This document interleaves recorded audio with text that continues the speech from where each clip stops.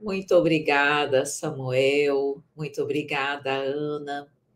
Eu fico sempre muito feliz, muito honrada de estar mais uma vez aqui no canal Mente e Consciência, ao lado de vocês, queridos amigos, a quem eu tenho tanto carinho. E estávamos nos bastidores conversando sobre o tema, refletindo um pouquinho sobre realmente, a mediunidade, a temática em relação à mediunidade nos animais, é um tema que também, assim como tantos outros, a doutrina espírita aborda de uma forma muito inteligente, muito lúcida, e é importante que nós possamos, então, parar um pouquinho para refletir, para estudar e para conhecer essa temática. Então, nós vamos exatamente abordar: será que os animais podem ser médiuns? Podem ver espíritos? Então, nós vamos conversar sobre isso.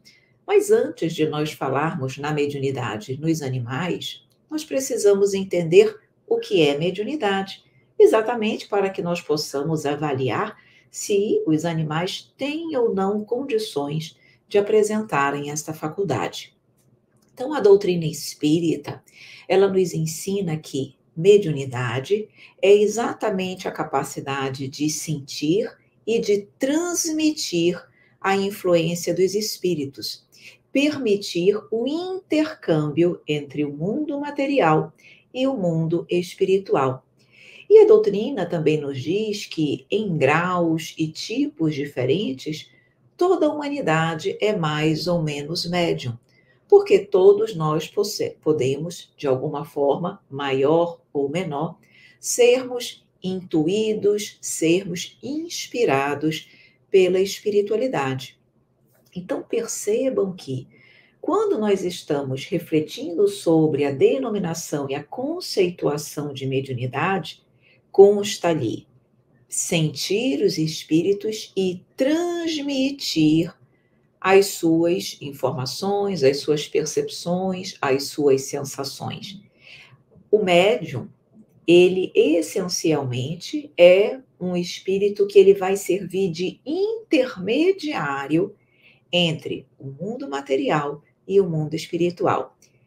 E pela denominação, pela conceituação de mediunidade, para que nós possamos então avaliar se os animais podem ser médiuns e têm mediunidade, nós já temos que partir da premissa de que seriam eles, portanto, capazes de sentir o plano espiritual e de intercambiar essa relação entre o mundo material e o mundo espiritual.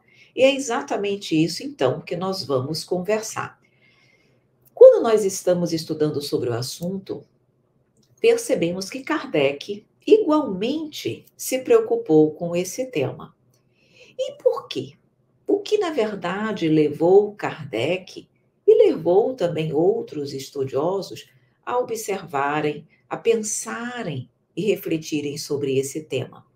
Bom, quando nós estamos estudando o livro dos médiuns, Kardec conta que ele também, em função principalmente de analisar, na época dele, algumas aves que pareciam ter uma inteligência diferenciada, que pareciam mesmo adivinhar determinadas coisas.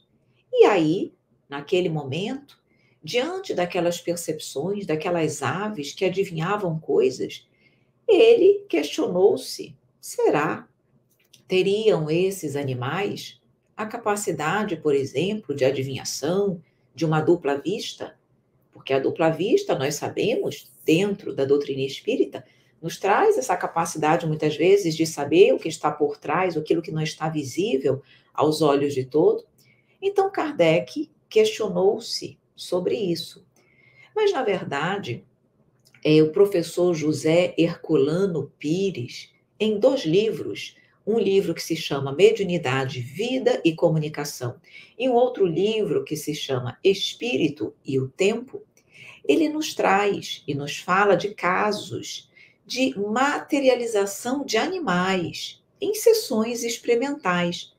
Manifestações também nesse sentido na Inglaterra, em várias outras regiões, fantasmas de cães que foram visualizados e que, além de terem sido visualizados, eram ouvidos os seus sons, os sons que esses animais materializados, esses fantasmas, emitiam. Então, a partir dessas observações de Kardec e desses fatos que também ocorreram no decorrer do desenvolvimento e do progresso da humanidade, se perguntou naturalmente o que tudo isso significa. Seriam esses fenômenos mediúnicos? Então, os animais poderiam atuar como médiuns? E aí, o Kardec, antes de afirmar positivamente ou negativamente, como era de costume do codificador, ele foi analisar essas aves, em especial, no caso dele, eram essas aves que lhe trouxeram e lhe fizeram refletir sobre a temática. Ele foi estudar o fenômeno, ele foi entender como tudo acontecia. E o que ele pôde observar? Que, na verdade, aquelas aves, no caso, que ele estava examinando, elas haviam sido treinadas para realizarem aqueles fenômenos que ele identificava. Que, assim como os mágicos, que tem ali toda uma dissimulação dos meios, dos mecanismos utilizados para realizarem os fenômenos, no caso das aves também. É o que Kardec chama da arte da prestidigitação, que é essa dissimulação. Na verdade, as aves, não é que elas estavam ali num fenômeno mediúnico. Elas haviam, então, sido treinadas para isso. E ali não há caso de mediunidade. Mas ele continuou os seus estudos, continuou pensando. Então, ele disse: a questão primordial é, para que nós possamos afirmar que os animais são médiuns, eles precisariam servir de intermediários aos espíritos. E muitas pessoas naquela época acreditavam ser isso possível, acreditavam até ser lógico assim pensar. Porque eles diziam o seguinte: olha o raciocínio deles, lógico, faz sentido. Eles diziam: se os espíritos são capazes de mediunizar seres inanimados, como uma cadeira, como uma mesa, como no caso dos fenômenos de efeitos físicos, é muito mais natural, é muito mais adequado, é muito mais lógico pensar que, tal como eles fazem, se eles conseguem o mais difícil, que é mediunizar um ser inanimado, muito mais fácil será mediunizar um ser vivo, mesmo que dotada de uma inteligência limitada. Raciocinavam assim: quem consegue o mais difícil, consegue, obviamente, o mais fácil. Então, o raciocínio deles era que era possível mediunizar os animais e fazer com que os animais se tornassem intermediários entre o plano material e espiritual. Então, essa era uma das teorias analisadas e comentadas na época de Kardec. E aí, em uma das comunicações, porque nós sabemos que Kardec, além de fazer várias perguntas, também muitos espíritos vinham trazer considerações sobre os assuntos que eram estudados. E veio então um espírito, junto a Kardec e aos estudiosos da época, traçar considerações, realizar considerações exatamente sobre esse tema. E aí, nessas considerações, ele diz o seguinte, que, na verdade, não é bem o que parece. Porque ele vai explicar que, no caso dos seres inanimados, de uma mesa, de uma cadeira, como no caso dos fenômenos das mesas girantes, eles não mediunizavam esses seres inanimados. Eles com o ectoplasma, envolviam aquele objeto e davam-lhe uma vida fictícia. Mas isso não é mediunizar. Eles dizem, mediunizar seria se a mesa pudesse refletir, independentemente da presença de um médium, o pensamento dos espíritos. E ele diz, as mesas nós só conseguimos dar-lhes uma vida fictícia se necessariamente houver ali a presença de um médium. Pois é o médium que, na verdade, serve de intermediário. É o médium que, na verdade, doa seus fluidos para que se possa envolver, então, aquele objeto e dar-lhe uma vida fictícia. Se não houver a presença do médium, nada nós poderíamos fazer. Então, ele diz, na verdade, nós animamos a matéria inerte, mas nós não mediunizamos a matéria inerte. E então ele diz exatamente, percebe-se que se não houver o médium, não há comunicação de espécie alguma. E quando nós estamos falando em relação aos animais, o espírito vai dizer, nós estaríamos considerando que o médium seria desnecessário, que bastaria nós nos utilizarmos dos animais para podermos nos comunicar. E ele diz, isso não é possível. E aí ele vai explicar por que que isso não é possível. Porque semelhante atua com semelhante. O perispírito dos espíritos desencarnados, eles apresentam uma propriedade de assimilação, de sintonia, de proximidade com o perispírito dos encarnados, dos médiuns. E essa proximidade faz com que haja, então, uma rápida relação, conexão, assimilação fluídica, de modo que o desencarnado consiga atuar sobre o perispírito do médium e o perispírito do médium consiga também captar e perceber as influências do perispírito do espírito desencarnado. Essa corrente fluídica de afinidade facilita as comunicações mediúnicas. Essa afinidade especial anula qualquer coisa que pudesse fazer ou dar um resultado de bloqueio, de refratabilidade, porque há essa afinidade especial. Só que, quando não há essa afinidade especial, que é exatamente o que acontece com as pessoas que não são denominadas médiuns ostensivos, que todos nós somos médiuns de intuição e de inspiração, mas os médiuns com capacidades de intercâmbio mais ostensivas, qualificadas, são para algumas pessoas. E essas pessoas que não têm a ostensividade, elas apresentam uma certa refratabilidade aos fluidos da espiritualidade. E é exatamente isso que se opõe ao desenvolvimento da mediunidade. E é o que acontece em maior grau em relação aos animais. A chama, o sopro divino que anima os animais, não tem aptidão no presente, no hoje, na nossa condição evolutiva, de misturar-se com um dos espíritos desencarnados.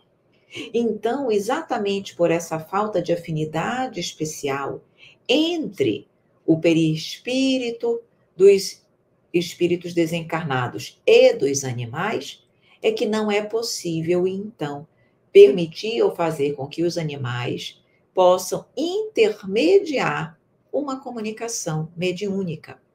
Portanto, como nós dissemos, realmente os espíritos movem cadeiras, não as mediunizam. Sem médium, não há, portanto, a condição de nenhum fenômeno ser produzido. E então, nós entendemos que os animais, nós já podemos então responder à pergunta: os animais, então, podem ser médiuns? Não. Os animais não podem ser médiuns, exatamente pela ausência dessa afinidade fluídica entre os perispíritos. E também, vamos agora para um outro ponto, porque a mediunidade, o intercâmbio, é um fenômeno inteligente. O que eu quero dizer com isso, com fenômeno inteligente? Significa dizer que quando o espírito vai utilizar-se de um médium para se comunicar, ele vai buscar dentro do conhecimento, dentro da mente, dentro da intelectualidade daquele médium, os recursos que ele necessita para comunicar-se, para trazer a sua mensagem. Então, ele vai procurar dentro da mente daquele que está servindo de intermediário as palavras, o alfabeto, as letras, exatamente para que ele possa, através disso, comunicar-se. Se ele for buscar isso na mente de um animal, ele vai achar? Ele vai achar ali letras, alfabeto, vocabulário, palavras, conteúdo intelectual para utilizar-se dele e, portanto, transmitir a sua mensagem? Não. Porque os animais, por mais que eles apresentem uma inteligência rudimentar, ela é voltada única e exclusivamente para a satisfação das suas necessidades especiais, as suas necessidades de sobrevivência, o instinto de conservação. Não tem ali um conhecimento intelectualizado que poderia servir de substrato para as comunicações mediúnicas. Então, além de não haver, portanto, afinidade fluídica entre o perispírito de quem se comunica com essa chama divina que anima os animais, é um fenômeno inteligente, estando também os animais desprovidos desse conhecimento. Então, sabendo que eles não podem ser médiuns, não podem intermediar uma comunicação do plano material e do plano espiritual, cabe então nós analisarmos um segundo aspecto, que, mesmo sem que eles possam intermediar, será que eles podem ver espíritos? Será que eles podem ouvir os espíritos? Porque há inúmeros relatos de situações onde os animais agem de forma estranha, como se de fato eles estivessem percebendo algo além das nossas percepções sensitivas, além dos nossos sentidos físicos. E a doutrina espírita examina essa questão e nos diz que sim, que os animais podem ver, ouvir os espíritos. Por isso que eles são, em determinados momentos, tomados de um súbito pavor, param, os cavalos muitas vezes não avançam, então empinam diante de alguns obstáculos que ninguém vê, mas que aparentemente ali está, é exatamente pelo fato de que eles podem estar, sim, percebendo o plano espiritual. Só que a doutrina espírita diz, isso não é mediunidade, e nós vamos explicar. A doutrina espírita, na verdade, diz o seguinte: os animais têm percepções anímicas, não mediunidade. Tem percepções que eles chamam uma percepção extrasensorial, que é muito difundida nos animais, mas não é mediunidade. E agora eu preciso explicar para você um pouquinho a diferença de uma percepção anímica para uma mediunidade. Quem tem mediunidade, vocês já vão entender, eu vou explicar. Quem tem mediunidade tem percepção anímica. Mas nem toda percepção anímica, nem toda pessoa que tem uma percepção anímica necessariamente é médium. O que nós podemos identificar como sendo uma percepção anímica? É quando o próprio ser vivo, no caso um animal ou uma pessoa, quando o próprio ser vivo Num processo, muitas vezes, de emancipação, que os animais também se emancipam, eles conseguem acessar o mundo espiritual, por exemplo. Essa capacidade de emancipação, de um leve desligamento e de uma percepção do plano espiritual, isso ainda não é mediunidade. Isso é uma capacidade do meu perispírito. Por isso, se é uma capacidade do meu perispírito, é chamado de anímica, porque anímica refere-se à alma, à ânima do próprio ser vivo. É a minha alma que se emancipa e percebe o plano espiritual. Isso é um fenômeno anímico. Esse fenômeno anímico, ele só se torna fenômeno mediúnico quando eu, num processo de emancipação, percebo o plano espiritual, até aí animismo.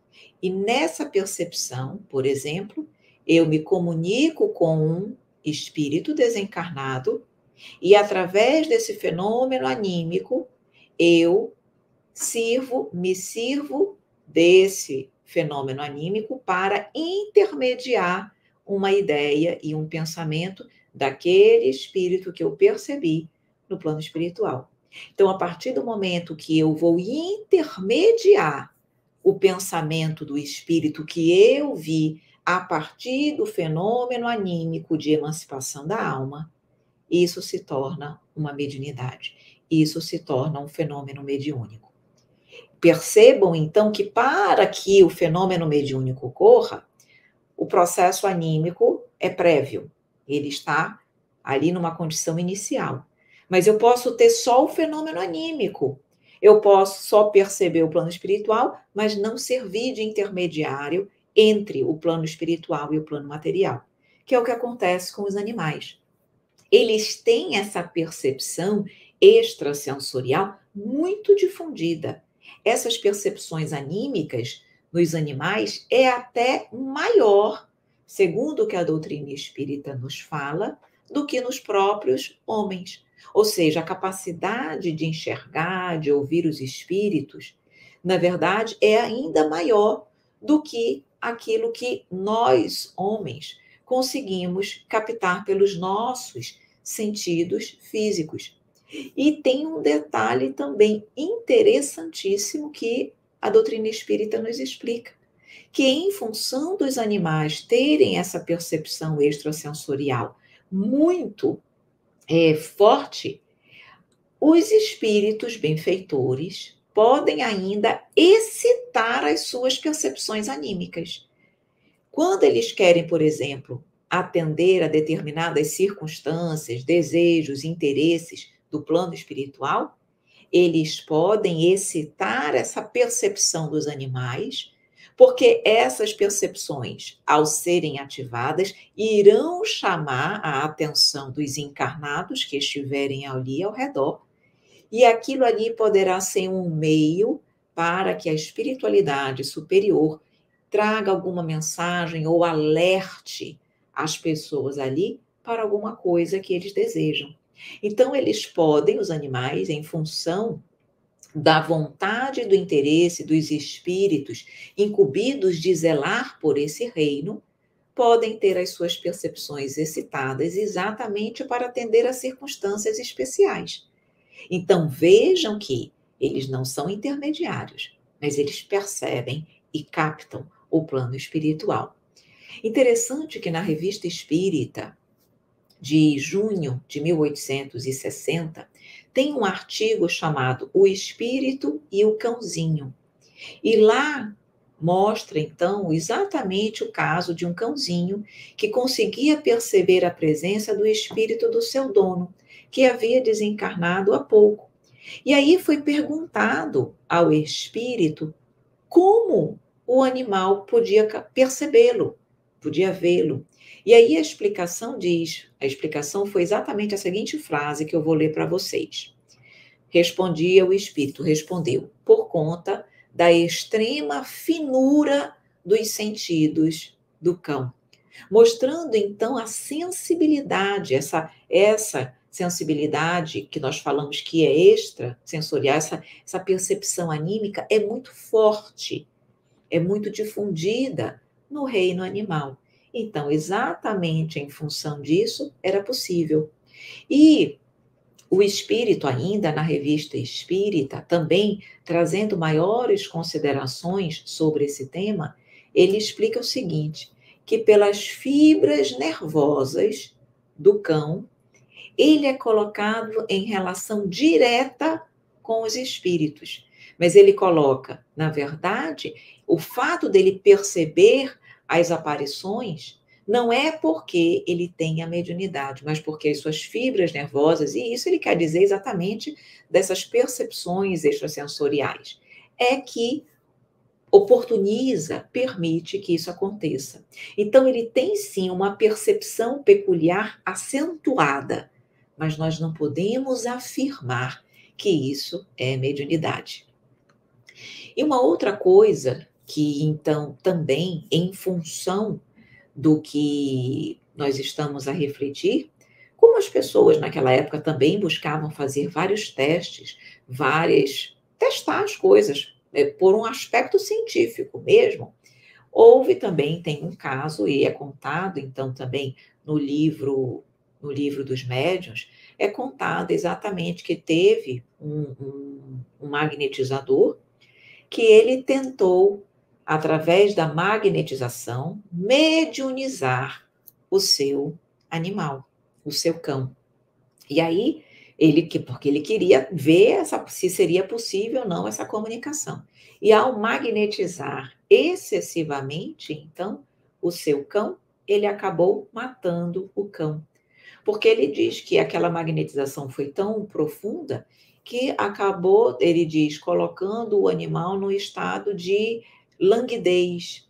Ele ficou tão magnetizado que ele ficou atônito e acabou desencarnando. Mostrando mais uma vez, e Kardec faz essa análise, mostrando mais uma vez que os perispíritos são diversos. Porque um cachorro, nós já sabemos que tem um perispírito, tem alma, que também o Livro dos Espíritos nos fala sobre isso, mas eles são diferentes. Então, nós não podemos querer que as aptidões que os animais têm, que eles têm, mas que são limitadas, possam, então, servirem de intermediário, assim como os homens. As naturezas são diferentes ainda, e por conta dessas naturezas, nós não temos como impor a eles aquilo que cabe a nós. Nós sabemos, então, em função dessas nossas reflexões, que os animais não podem, então, intermediar mensagem, não podem dar uma mensagem de alguém. Mas se faz uma outra pergunta. E eles, se eles, embora não possam dar uma mensagem de uma outra inteligência, eles poderiam, eles mesmos, na condição de animais desencarnados, eles poderiam, por exemplo, se comunicar, trazerem uma mensagem mediúnica, não eles na condição de animais encarnados, mas na condição de animais desencarnados que viessem numa reunião mediúnica, por exemplo, se comunicar e ali então trazer uma informação. É um questionamento diferente, mas cabe para nós também, já que estamos a falar sobre isso. E a doutrina espírita nos explica que não é possível, tá? Exatamente por conta daquilo que nós falamos, não é possível aos animais, então, nem receberem uma comunicação na condição de médiuns e nem darem uma comunicação. Aí talvez vocês possam estar refletindo, mas determinados animais em reuniões mediúnicas foram evocados e deram comunicações. E a doutrina espírita nos diz que, na verdade, não são os animais que deram comunicações, são espíritos que se fizeram passar por animais e conseguiram ludibriar aqueles a quem eles traziam aquela mensagem. exatamente pela falta de estudo, pela falta de conhecimento, pela ignorância que ainda vigora na humanidade. Então ele diz, tanto é que a doutrina diz, evoque uma pedra e ela vos responderá. Sempre haverá espíritos que vão se fazer passar por qualquer coisa. Mas saibamos então, não são os animais que ali realmente estão. Eles não têm ainda condições para isso. Eles precisam evoluir muito mais. São espíritos que se fazem passar pelos animais, que vêm mistificar. Quando nós estamos estudando ainda sobre o caso, existem, eu falei lá no início, quando José Herculano Pires, também no seu livro comentou, o caso da aparição de fantasmas, entre aspas, de animais. Como isso seria possível, então? Se os animais não têm essa inteligência, se os animais não têm a capacidade de se comunicarem por via mediúnica, de virem ali se comunicarem, trazerem alguma mensagem. Como é, então, que eles conseguem tornar-se visíveis para as pessoas num processo das aparições? Então, isso também foi examinado por Kardec na Revista Espírita de maio de 1865. E ele traz ali a história de uma cachorrinha chamada Mica, que ela aparecia. E ali, então, os espíritos informam que os animais, eles aparecem nesses processos de materialização, mas não com o animal tendo consciência daquilo que está acontecendo. Na verdade, as materializações existem, mas são produzidas por entidades espirituais interessadas nessas demonstrações. Então, quem está, ou a inteligência que está ali à frente desse processo, são espíritos desencarnados, intelectualizados, que utilizam-se dos animais para isso. Não é algo feito, produzido e que conta com o conhecimento e com a vontade dos espíritos, pois eles, na verdade, não podem fazê-lo. Por isso, então, nós precisamos estar muito atentos a esse processo, para que nós não nos confundamos com os episódios envolvendo os animais. E já que nós estamos falando em animais, já que nós estamos falando que há espíritos, como eu comentei, espíritos benfeitores que administram, que cuidam do reino animal na matéria e fora dela, cabe também uma reflexão aqui sobre a questão dos espíritos protetores, anjos da guarda dos animais. Porque se estamos a falar deles, e se eles não têm condições de se governarem, porque lhes falta a intelectualidade, vem então a questão: eles então teriam anjos da guarda? Teriam eles espíritos protetores a guiarem enquanto eles aqui estão encarnados? E a resposta é positiva. Sim, a doutrina espírita, ela nos fala que há espíritos desencarnados que têm a responsabilidade de cuidarem do reino vegetal, do reino animal, tanto quando os animais estão encarnados, como quando eles estão desencarnados. Como é que isso se dá? Evelyn, eles então têm individualmente um anjo da guarda? Assim como cada ser humano tem um anjo da guarda? Não. Mas, na verdade, a doutrina espírita diz que alguns espíritos cuidam de grupos de animais, mas que à medida que os animais vão evoluindo dentro do reino animal e que eles vão tendendo à individualização, acontece também desses espíritos, desse cuidado, começa a ser também individualizado. Então, quanto menos individualizado é o perispírito, a alma desses animais, mas eles são cuidados em grupos. Mas à medida que eles vão, então, se individualizando, o atendimento, o cuidado também vai tendendo à individualização. Um dos questionamentos que nós observamos dentro da doutrina espírita é a partir de quando, a partir de que condição, por exemplo, o perispírito dos animais estaria individualizado. Porque no início do reino animal, o perispírito ainda não está individualizado. Não há, por exemplo, o perispírito ali de uma abelha individualizado. A partir de quando haveria essa individualização? Como nós já sabemos que há uma alminha, um perispírito de um animal, de um cachorro, de um gato, de um cavalo, de um golfinho. Então, existem ali estudos dentro da doutrina espírita sobre essa temática. E acredita-se que essa individualização ocorreria a partir dos répteis.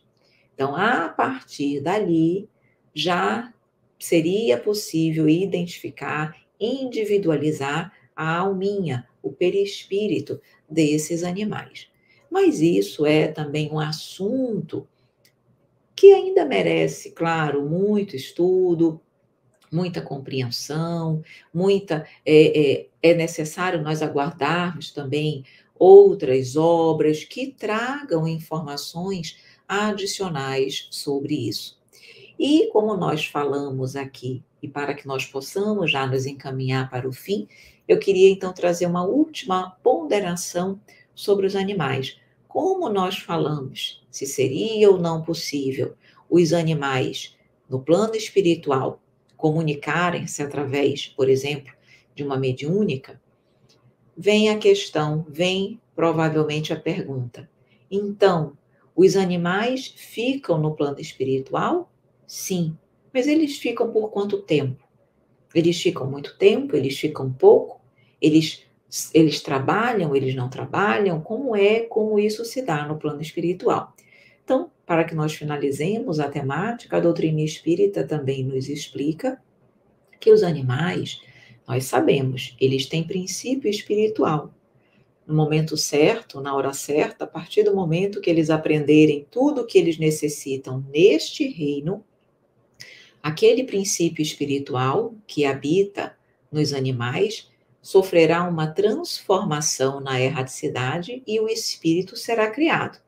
Então, começará a encarnar no reino hominal.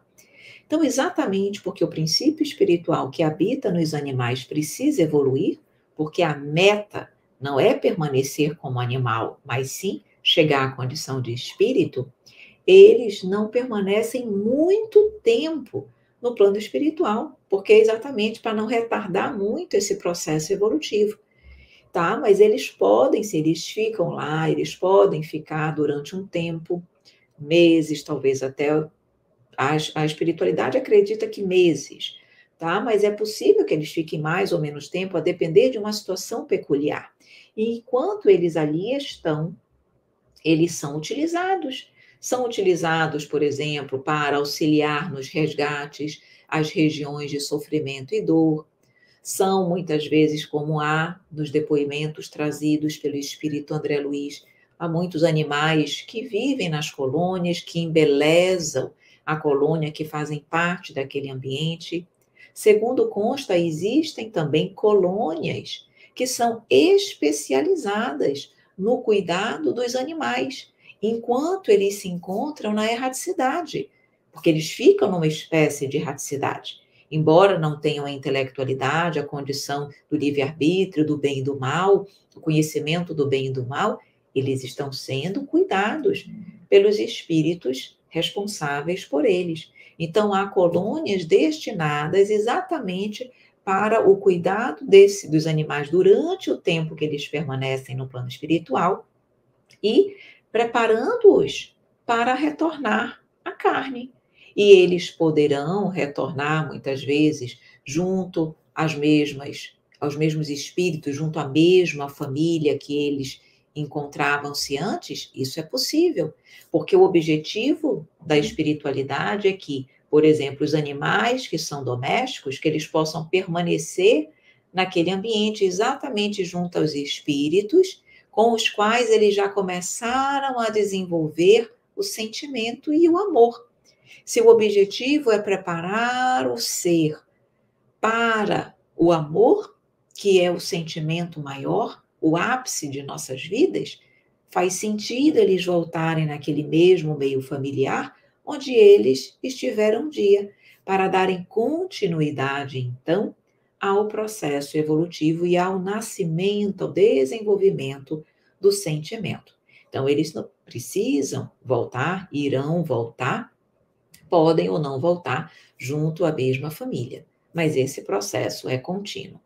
E com isso, então, nós vamos finalizando as nossas reflexões sobre a temática dos animais, sobre a questão da mediunidade nos animais, e nós, como quem nos acompanha já sabe, nós sempre gostamos de preparar uma poesia para finalizar as nossas reflexões. Então, preparamos uma poesia exatamente com o tema mediunidade em animais. E nos diz: mediunidade em animais é possível? Ou seria afirmativa inadmissível? O que ensina o Espiritismo com todo o seu brilhantismo? Mediunidade é intermediação entre mentes em associação. Mediunidade exige o pensar, como também o raciocinar. Isso os animais não podem fazer. Precisam ainda muito desenvolver. Semelhante atua com semelhante. Essa é uma verdade importante. Mediunidade pede união especial. Exige uma conexão perispiritual. Animal e espírito não têm afinidade, não podendo haver mediunidade.